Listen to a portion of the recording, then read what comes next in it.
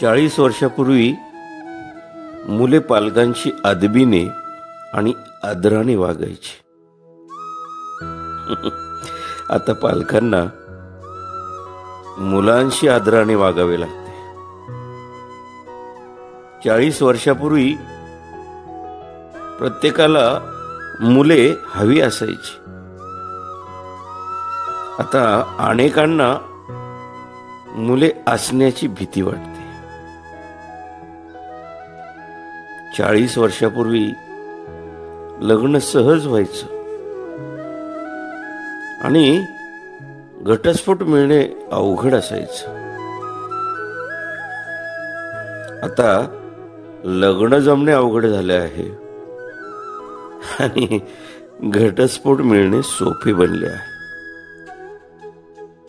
40 वर्षापूर्वी लोकांना कष्ट करण्यासाठी ताकद मिळायची. हळूहळू भरपूर खावे लागायचे.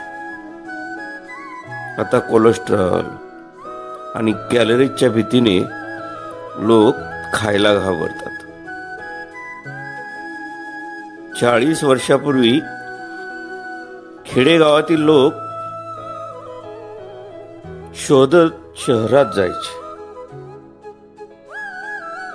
आता शहरातील लोक ताणतणावातून मुक्ती आणि शांततेच्या शोधात खेडेगावात जातात. 40 वर्षापूर्वी खात्यापित्या घरातील दिसण्यासाठी धडधाकट दिसावे यासाठी प्रयत्न करायचे. आता प्रत्येक लोक तंदुरुस्त दिसण्यासाठी डाएट करतात. 40 वर्षापूर्वी श्रीमंत व्यक्ती आपण गरीब असल्याचे दाखवण्यासाठी धडपडत असत.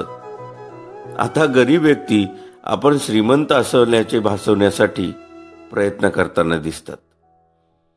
40 वर्षापूर्वी एक व्यक्ती सगळ्या कुटुंबाचा चरितार्थ चालवत असे.